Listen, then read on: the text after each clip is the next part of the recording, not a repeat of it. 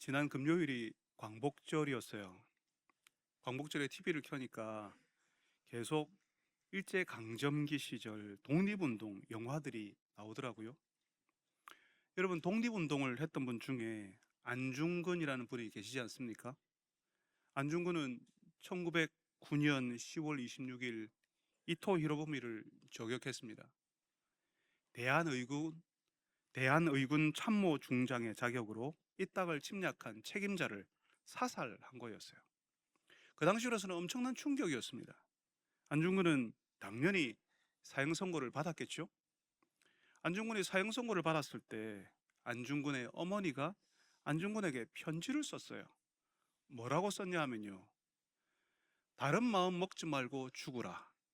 옳은 일을 하고 받는 형이니 비겁하게 삶을 구하지 말고 대의에 죽는 것이 어미에 대한 효도다. 아마도 마지막 편지가 될 것이다. 너의 수의를 지어 보내니 이 옷을 입고 가거라. 어미는 현세에서 제해하길 기대하지 않으니 다음 세상에는 선량한 천부의 아들이 되어 이 세상에 나오너라. 이토 히로부미를 저격한 안중근도 놀랍지만 안중근의 어머니도 놀랍지 않습니까? 안중근이 죽음을 앞두고 있으니까 분명히 슬픈 상황인데요, 안중근의 어머니는 그냥 슬픈 것으로만 받아들이지 않아요. 한 사람의 죽음을 넘어서 다른 가치, 나라의 독립이라고 하는 가치를 보고 있는 거죠. 안중근과 안중근의 어머니가 우리 시대의 모자 광교와는 좀 달라 보이는 것 같습니다. 안중근과 안중근의 어머니의 남다른 모습이요, 서로에게 빛을 비춰요. 안중근 같은 아들 때문에 이 어머니가 더 훌륭한 어머니로 보이고요, 또 아들의 죽음을 넘어서 다른 가치를 보고 있는 이 어머니 때문에 안중근이 더 대단한 사람처럼 보인다는 거죠. 아들은 죽음을 두려워하지 않고 나라의 독립을 위해 싸웠고, 어머니는 그런 아들을 죽음을 뛰어넘는 가치를 가지고 바라본다는 겁니다. 그 어머니의 그 아들이라고 할 수 있잖아요. 안중근과 어머니가 서로에게 빛을 비추는 겁니다. 서로가 빛나도록 하는 거죠. 오늘 우리가 읽은 말씀도 예수님이 죽으실 것을 말씀하십니다. 그런데 그 죽는 것 때문에 예수님이 영광을 받고 하나님도 예수님 때문에 영광을 받는다고 해요. 지금 인자가 영광을 받았고 하나님도 인자로 말미암아 영광을 받으셨도다. 예수님이 죽으시는 것이 다른 가치가 있다는 겁니다. 예수님의 죽음은 세상을 구원하시겠다는 하나님의 뜻에 순종하는 죽음이었어요. 그냥 한 개인의 죽음을 넘어서 다른 가치가 있는 거예요. 세상을 구원하기 위해서 죽는 것을 하나님은 오래전에 계획하셨고요, 그 일을 위해서 예수님이 죽으시는 겁니다. 예수님은 하나님의 아들이시니까 죽을 수가 없어요. 죽을 수 없는데 죽는 인간이 되시고 죽음을 받아들이시는 겁니다. 사람을 구원하시려고 하시는 하나님의 뜻에 순종하시는 겁니다. 그 하나님의 그 아들 아닙니까? 안중근과 그 어머니가 서로에게 빛을 비추는 것처럼, 그래서 안중근과 그 어머니가 대단한 사람인지를 더 분명하게 보여주는 것처럼 예수님과 하나님이 서로 빛을 비추는 거예요. 예수님 때문에 하나님이 얼마나 놀라운 계획을 하셨는지 알게 되고요, 예수님을 다시 살리시고 일으키실 하나님 때문에 예수님이 얼마나 놀라운 분이셨는지를 사람들이 알게 되는 겁니다. 예수님과 하나님이 서로를 영광스럽게 하는 거라고요. 오늘 말씀 31절 32절에서 예수님이 영광에 대해서 이야기를 시작하니까 조금 어려워졌는데요, 지금 예수님이 무슨 말씀을 하시냐 하면 죽으신다는 겁니다. 죽는 길을 가신다는 거죠. 그런데 그 죽음이 다른 가치를 가진 죽음, 사람을 위해 죽는 죽음이라는 겁니다. 예수님이 그런 길을 갈 텐데 제자들 너희들은 지금 그 길을 갈 수 없다, 예수님이 가려고 하는 곳에 올 수 없다, 이렇게 말씀하셨습니다. 그러면서요, 제자들에게 서로 사랑하라는 말씀을 남기셨습니다. 그 말을 들은 베드로가 주님 어디로 가십니까? 코바디스. 여러분, 예전에 코바디스라는 영화가 있었잖아요, 그죠? 주여 어디로 가시나이까? 코바디스 그랬습니다. 예수님 가시는 곳에 자기도 갈 수 있다고 어필을 하는 거예요. 자신감 하면 베드로 아닙니까? 아마 베드로가요, 요즘 MBTI 검사했으면요, 극단적인 E가 나왔을 거예요. 적극적이고 외향적이고 자신감 넘치고 뭐 그런 성향이었을 거예요. 그런 베드로에게 예수님이 그럽니다. 36절에 내가 가는 곳에 네가 지금은 따라올 수 없으나 후에는 따라오리라. 지금은 따라올 수 없으나, 네가 지금은 따라올 수 없다고 하니까 베드로가 자존심이 상했을까요? 베드로는 할 수 있다고 해요. 베드로는 예수님 가시는 그 길이 지금 죽음의 길이라는 것을 알고 있습니다. 그래서 주여, 지금은 어찌하여 따라갈 수 없습니까? 주를 위해서 내 목숨 버리겠습니다. 내가 왜 못 갑니까? 나도 할 수 있어요. 내가 주를 위해서 내 목숨 버리겠습니다. 그랬습니다. 그 말을 들으신 예수님이 뭐라고 하세요? 네가 나를 위하여 목숨을 버리겠느냐? 반어법이죠. 네가 나를 위해서 목숨을 버린다고? 내가 진실로 진실로 너에게 이르노니 닭 울기 전에 네가 3번 나를 부인하리라. 예수님 따라갈 수 있다고, 심지어는 예수님 위해서 죽을 수도 있다는데 예수님은 전혀 다른 이야기를 하시는 겁니다. 닭 울기 전에 네가 3번 나를 부인하리라. 한 번도 아니고 3번씩이나 예수님을 부인할 거라고 하십니다. 제자들은, 베드로는 지금 예수님을 따라올 수 없다는 것을 정말 냉정하게 알려주십니다. 저희 집 아이들이 초등학생이었을 때 제가 아이들에게 탁구를 좀 가르쳤거든요. 예전에 우리 교회 탁구장이 있었잖아요. 나중에는 테니스를 가르쳤습니다. 탁구 테니스를 가르쳐 보니까 좀 하더라고요. 그래서 잘한다고 칭찬을 해줬어요.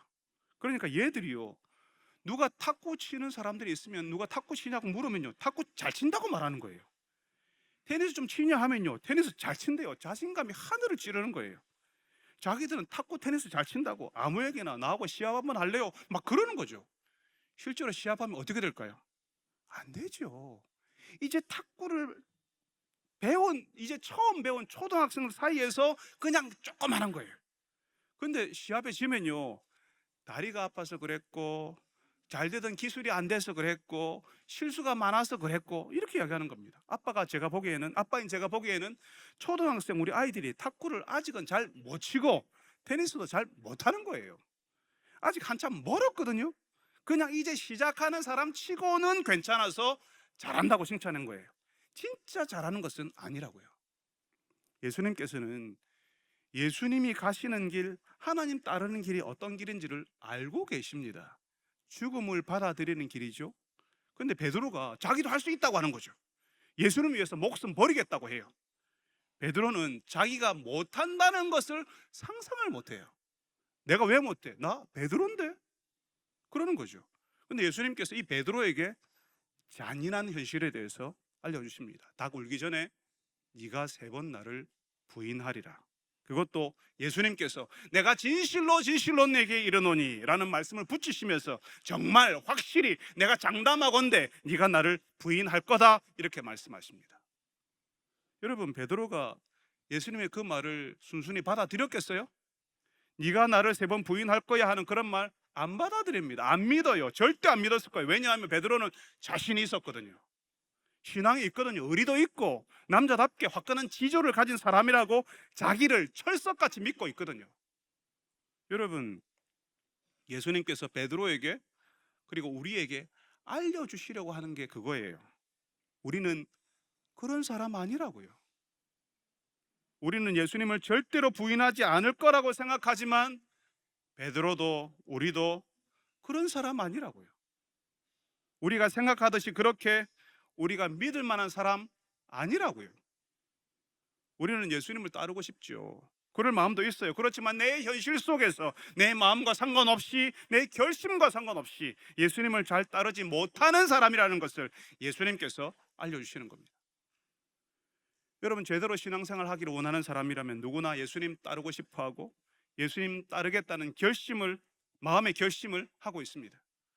이것만 있어도 정말 대단한 거죠. 주일 예배에 나오고 교회에 함께 있지만 자신이 믿는 신앙이 뭔지 모르는 사람들이 얼마나 많은데요. 그 신앙대로 살겠다는 의지조차 없는 사람들이 많습니다. 그런데 예수 신앙을 알고 싶어하고 그 신앙대로 살겠다는 의지까지 가지고 있으니까 얼마나 대단한 겁니까? 근데 예수님께서요, 예수 신앙을 가지고 있고 그 신앙대로 살겠다는 굳은 결심을 하는데도 베드로에게 지금은 안 된다고, 지금은 너 못한다고 말씀하십니다. 도대체 뭐가 더 필요하다는 말이죠? 성도 중에 베드로처럼 활달하고 베드로처럼 역동적인 그런 믿음의 소유자가 있습니까?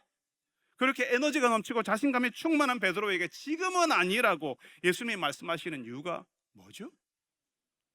여러분, 베드로는 자기가 아직 얼마나 약한 사람인지를 몰라요.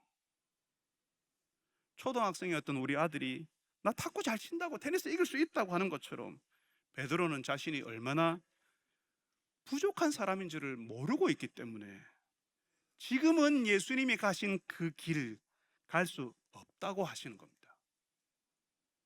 여러분, 그렇지 않습니까? 예전에 여러분이 수련회 가서 눈물을 펑펑 쏟으면서 예수님을 따르겠습니다라고 고백했지만 3일만 지나도 옛날로 돌아가지 않았습니까? 직장에만 들어가도, 결혼만 해도, 아이만 낳아도 여러분의 옛날에 그 신앙의 결단이 사라지는 것을 경험하지 못했습니까? 우리가 얼마나 환경에 민감한 사람인지 몰라요.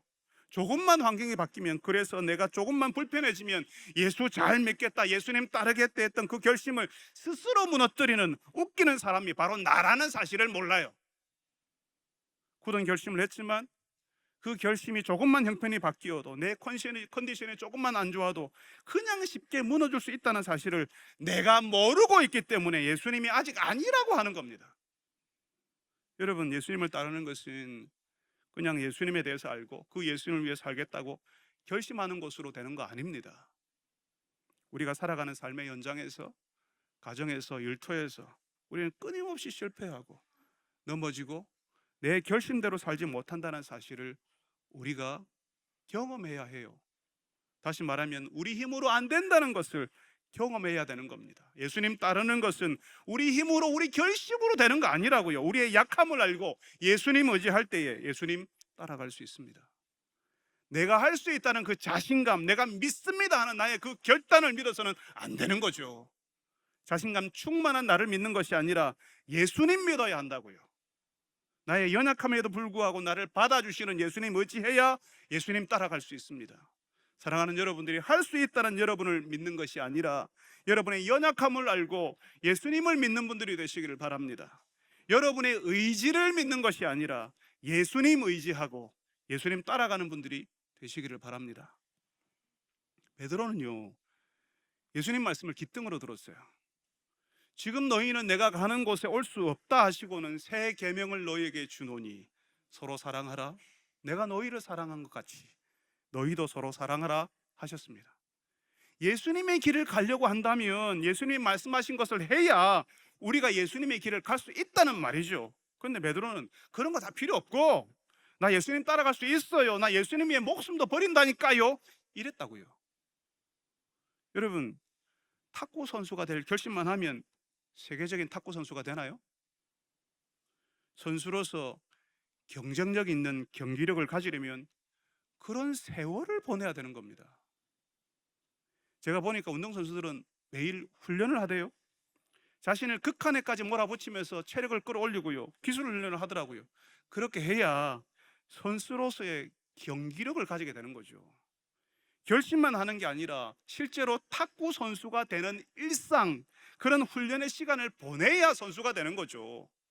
예수님을 따르겠다면 예수님을 따르는 사람의 일상, 그런 훈련을 해야 한다고요. 근데 그게 뭐라고요? 내가 너희를 사랑한 것 같이 너희도 서로 사랑하라는 그 말씀이에요. 내가 너희를 사랑한 것 같이 서로 사랑하라는 말씀대로 우리가 살지 않으면 우리가 예수님을 따르기는 어려울 겁니다. 예수님 가신 길을 우리 가지 못할 겁니다. 아니, 목사님, 예수님이 예수님처럼 사랑하라고 했잖아요, 우리가 어떻게 예수님처럼 사랑합니까? 라고 하실 분이 계실 것 같은데요. 예, 예수님처럼 사랑하는 거 어렵죠. 예수님이 죽기까지 사랑하셨다 했잖아요. 누군가를 죽도록 죽기까지 사랑하는 게 쉽습니까? 심지어는 사랑해야 되는 그 사람이 내 마음에 안 드는 사람이야, 나를 힘들게 하는 사람이라면 사랑한다는 건 말도 안 되죠. 상상조차 하기 싫을 겁니다. 그런데 여러분, 예수님은 제자들의 발을 종처럼 씻기셨잖아요. 예수님 버리고 도망갈 사람들인데, 그중 하나는 예수님을 3번이나 부인할 건데, 그중 하나는 예수님을 팔아버릴 건데, 그 사람들의 발을 붙잡고 예수님은 종처럼 씻기셨습니다. 정말 부담스러운 게요, 예수님이 내가 그랬으니 너희도 서로 발을 씻어주는 것이 옳으니라 그러시거든요. 우리에게 발 씻기는 사람으로 살라고 하시는 거죠. 내 아이의 발은 괜찮아요. 사랑스러운 사람들의 발을 씻기는 것은 아무 문제 없어요. 그런데 나를 힘들게 했던 사람의 발, 나를 아프게 했던 사람들의 발도 씻기라고 하는 거죠. 제가 말씀드렸죠, 우리는 의외로 모르는 사람들에게 친절하다고요. 모르는 사람에게는 발 씻기는 것도 할 수 있을 것 같아요. 그 사람을 모르니까. 근데 오래 함께 있었던 사람, 그래서 내가 잘 알고 있는 그 사람의 발을 씻기는 것은 힘들다고 했습니다. 왜냐하면 내가 기억하고 있거든요. 그 사람이 예전에 어땠는지, 나에게 어떻게 했는지, 뭘 잘못했는지, 뭐가 모자랐는지 내가 다 알고 있거든요. 다 봤거든요. 그래서 할머니들이 오래 함께 살았던 남편들을 원수라고 하잖아요. 남편이 그 세월 동안 뭘 잘못했는지 다 기억하고 있으니까 그런 사람 사랑하라고 하면요, 마음이 움직이지 않는 거예요. 그런 사람 발 씻어주라고 하면 무슨 소리야 할 거예요. 차라리 모르는 사람들이 쉽다는 거죠. 그 사람의 과거, 지난 날을 모르는 사람의 발 씻기는 것이 훨씬 마음 편하다고요.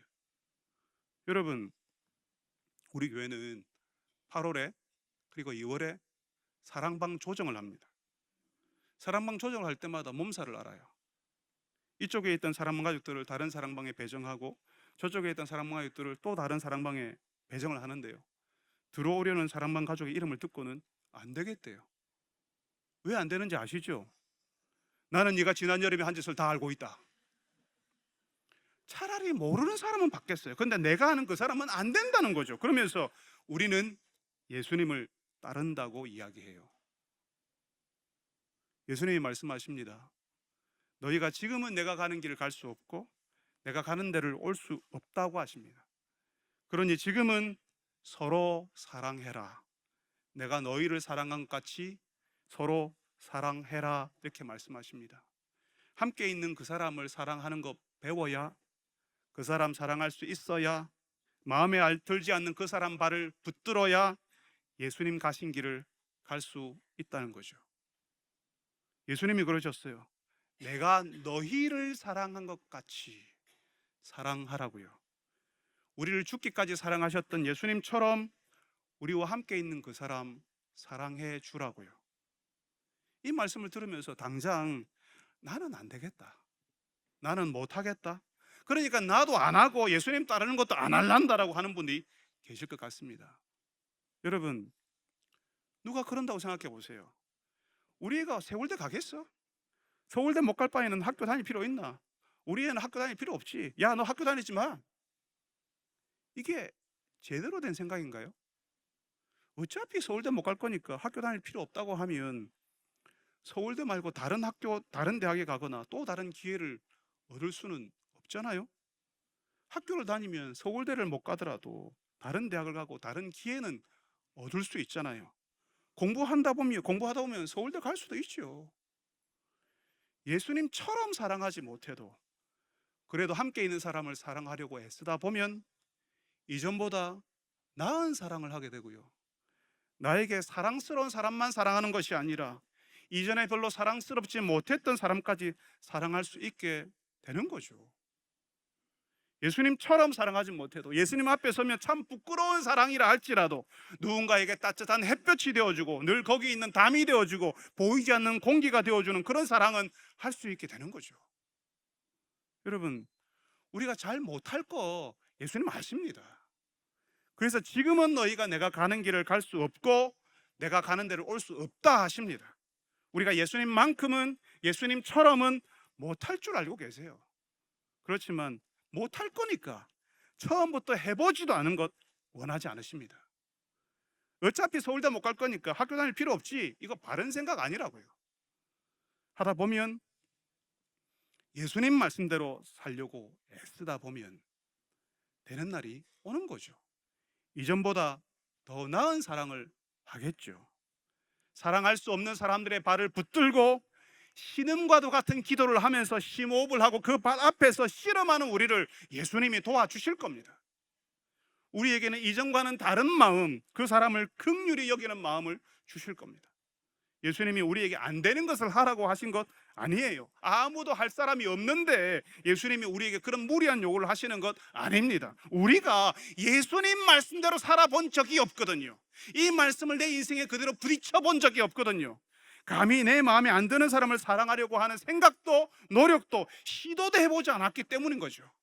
여러분, 예수님 말씀에 순종하다 보면 어느새 누군가에게 따뜻한 햇볕이 되어주고 늘 거기 있는 담이 되어주고 꼭 필요하지만 보이지는 않는 공기와 같은 사랑을 하는 사람이 될 겁니다.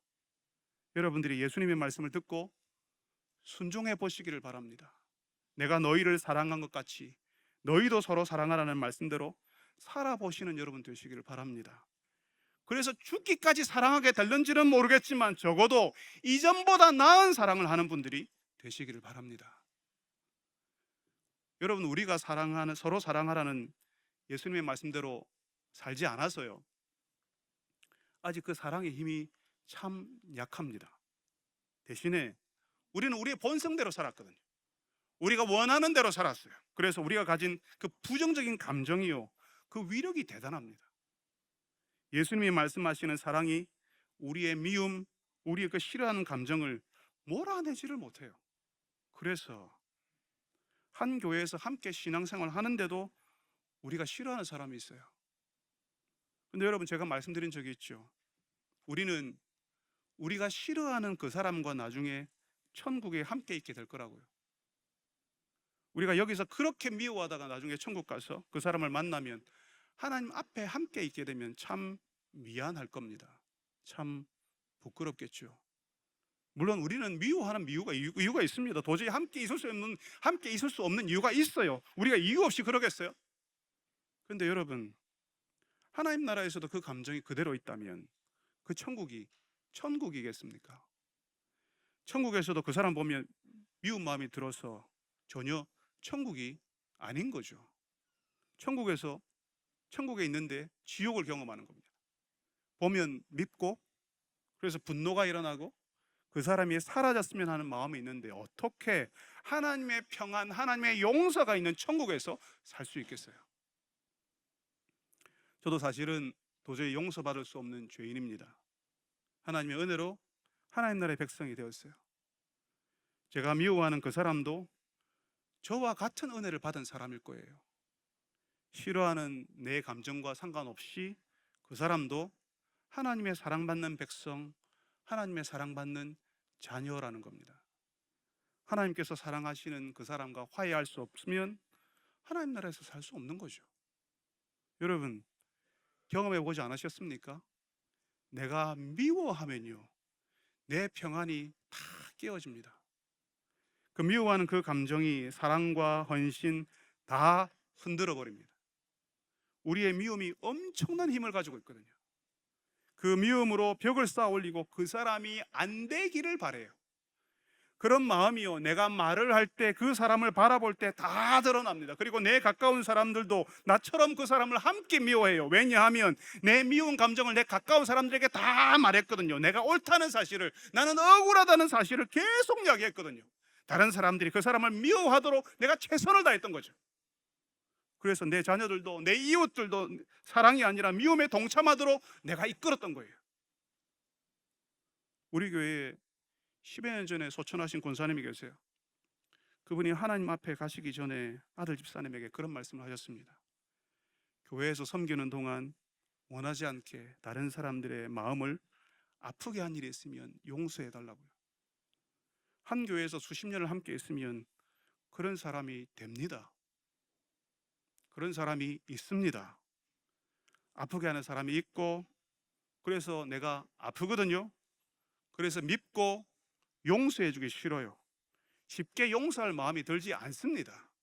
그런데 하나님 앞에 갈 때가 되었을 때에 그럴 필요가 없었는데, 그렇게까지 하지 않아도 됐는데 하는 그런 마음이 찾아오는 거죠.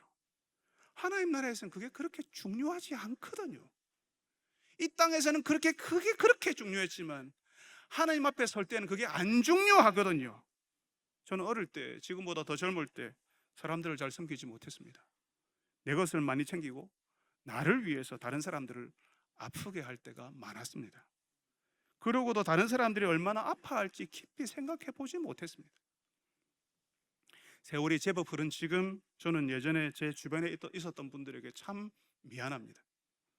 지나보면 아무것도 아닌 일에 그렇게 감정을 실어서 말을 하고 다른 사람 아프게 했거든요. 그래서 다시 만나면 미안하다고 용서해달라고 말하고 싶어요. 그래서 간혹 예전에 함께 지냈던 분들을 만나면 그냥 관대해지고 그냥 이해가 되고 그냥 격려하고 품어주고 싶은 마음이 그냥 나오더라고요. 여러분, 우리가 서로 사랑하려고 애쓰지 않으면, 예수님이 우리에게 주신 사랑을 흘려보내는 생활을 하지 않으면 우리는 미움의 힘에 눌려 지내는 생활을 하게 될 겁니다. 사랑의 공동체가 아니라 미움의 공동체를 만드는 사람으로 살게 될 거예요. 여러분, 예수님이 우리에게 서로 사랑하라고 하시면서 우리가 서로 사랑하면 모든 사람들이 우리가 예수 제자인 줄 알 거라고 하셨습니다. 너희가 서로 사랑하면 이로써 모든 사람이 너희가 내 제자인 줄 알리라. 근데 우리 시대 사람들은 교회 다니는 우리를 어떤 사람으로 생각할까요? 여러분, 교회 다니시기 전에 예수 믿는 사람들 어떻게 생각하셨습니까? 어릴 때, 청년 때 교회를 다니다가 교회를 오랫동안 쉬었던 분들이 계세요. 그런 분들이 우리 교회에 나오시기도 하거든요. 그분들에게 제가 물어봐요. 왜 그렇게 오랫동안 교회를 안 다니게 되셨냐고. 그분들이 하시는 말씀이, 어릴 때 교회에서 서로 싸우는 것을 봤대요.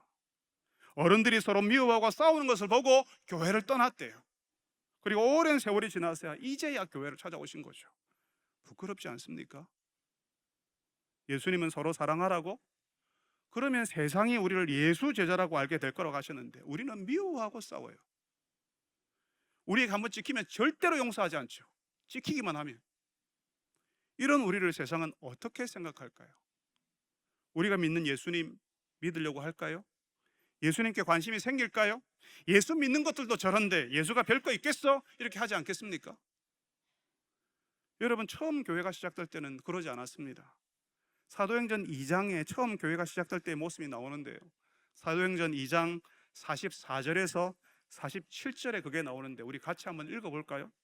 자막을 한번 보여주시면 좋겠는데요, 자막이 너무 작으면 여러분 성경을 한번 찾으셔서 사도행전 2장 44절에서 47절을 우리 같이 한번 펴서 읽었으면 좋겠습니다. 자막 글씨가 보이십니까? 너무 작지요, 그죠? 여러분 성경을 한번 펴서 사도행전 2장 44절에서 47절을 우리 같이 한번 읽어봤으면 좋겠습니다. 다 같이 시작. 믿는 사람이 다 함께 있어 모든 물건을 서로 통용하고 또 재산과 소유를 팔아 각 사람의 필요를 따라 나누어 주며 날마다 마음을 같이하여 성전에 모이기를 힘쓰고 집에서 떡을 떼며 기쁨과 순전한 마음으로 음식을 먹고 하나님을 찬미하며 또 온 백성에게 칭송을 받으니 주께서 구원받는 사람을 날마다 더하게 하시니라. 처음 교회 사람들의 나눔, 그 사랑 때문에 온 백성들에게 칭송을 받았답니다. 이때만 그런 거 아니었어요. 처음 교회는 시작부터 엄청난 박해가 있었거든요. 로마 제국이 조직적으로 아주 끈질기게 박해를 했습니다. 재산을 몰수하고 동네에서 추방하고 감옥에 가두고 나중에 검투사 경기장에서 짐승과 싸우기도 했어요. 죽는 일이 다반사였습니다. 예수를 믿습니다, 나 예수 믿습니다라고 입으로 고백하면, 그 입을 시인하면 그런 박해가 찾아오는 거죠. 죽음이 갑자기 앞으로 확 다가오게 되는 겁니다. 그래서 예수를 믿는다는 고백은 그 당시에는 엄청난 무게를 가진 말이었어요. 그런 시절에 교회를 안 다니는 사람들이 예수 믿는 사람들 보고 했던 말이 있습니다. 2세기에 터툴리안이라고 하는 교회 지도자가 있었는데요, 그 터툴리안이 그 당시 교회 바깥 사람들의 반응을 기록으로 남겼습니다. 어떻게 그들이 서로를 사랑하는지를 보라. 어떻게 그들이 서로를 사랑하는지를 보라. 어떻게 그들이 서로를 위해 기꺼이 죽고자 하는지를 보라. 그 박해하던 시절, 오목한 시절에 함께 있는 성도를 위해서 내가 죽겠다고 했던 사람들의 이야기를 적어 놓았습니다. 어떻게 그들이 서로를 위해 기꺼이 죽고자 하는지를 보라. 그 당시 안 믿는 사람들은 성도들을 보면서 서로 사랑하는 것을 보고 놀랐다는 거죠. 성도들이 서로 사랑했으니까 그 혹독한 박해 기간에 성도가 되겠다고 하는 사람들이 더 많아졌어요.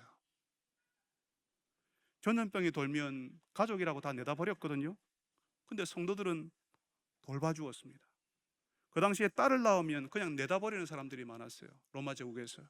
근데 예수 믿는 가정은 딸도 하나님이 주신 생명 선물이라고 품고 같이 양육을 했습니다. 사랑해 주었습니다. 그러니까 이 예수 신앙 안으로 들어오는 사람들이 많아졌어요. 나중에는 이 신앙을 인정하지 않으면 로마 제국이 돌아가지 않는 상황이 되어버렸습니다. 예수 신앙을 금지한다고 한 로마 황실에서 이미 예수 믿는 사람들이 그득했으니까 어떻게 할 수가 없는 거예요. 예수 믿는 사람들이 서로 사랑하는 것을 보고 예수를 모르는 사람들이 교회로 들어왔기 때문입니다. 어제 새벽기도 시간에도 말씀드렸는데요, 여러분 공공기관에서 서류를 뗄 때 여러분의 사인이나 도장을 찍으라고 해요. 카드 결제를 할 때도, 은행에서 입출금을 할 때도 사인이나 도장이 필요합니다. 어떨 때는 우리 지장, 손가락 지문이 남는 인을 찍으라고 할 때도 있어요. 내가 그 사람이라고 하는 흔적을 남기라는 거죠. 나만의 독특한 사인, 내 이름이 박힌 도장, 내 지문이 새겨진 지장을 찍어서 나라는 사실을 입증하는 겁니다. 그렇다면 여러분, 우리가 예수 믿는 사람이라는 것은 무엇으로 증명하죠? 내가 그리스도인이라고 하는 도장을 만들어서, 아니면 그리스도인이라고 멋지게 사인을 휘갈게 주는 그런 사인을 만들어서, 아니면 지장을 찍으면 되나요? 하나님은 그거 인정하지 않습니다. 은행이나 공공기관에서는 우리 도장이며 사인이며 지장 통하는데, 내가 예수 믿는 사람이라는 사실은, 하나님의 사람이요 예수 그리스도의 제자라는 사실은, 그리스도라고 하는 도장을 찍어도 내 집 대문에 대현교회라는 명패가 붙어 있어도 하나님께는 통하지 않는 거죠. 세상이 우리를 인정해 주지 않습니다. 그것만 가지고는. 세상 사람들은 여전히 교회를 우습게 여기고 교회 다니는 사람들 말만 잘하는 사람이라고 이야기할 거예요. 우리를 보고 하나님이 계시는구나 이런 생각하지 않습니다. 여러분, 우리가 도대체 뭘로 우리가 예수 믿는다는 사실을 증명할 수 있죠? 사랑하는 것으로.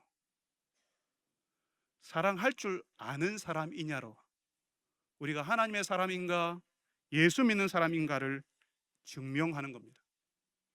세상 사람들은 우리가 진짜인지 가짜인지 그때 알게 될 겁니다.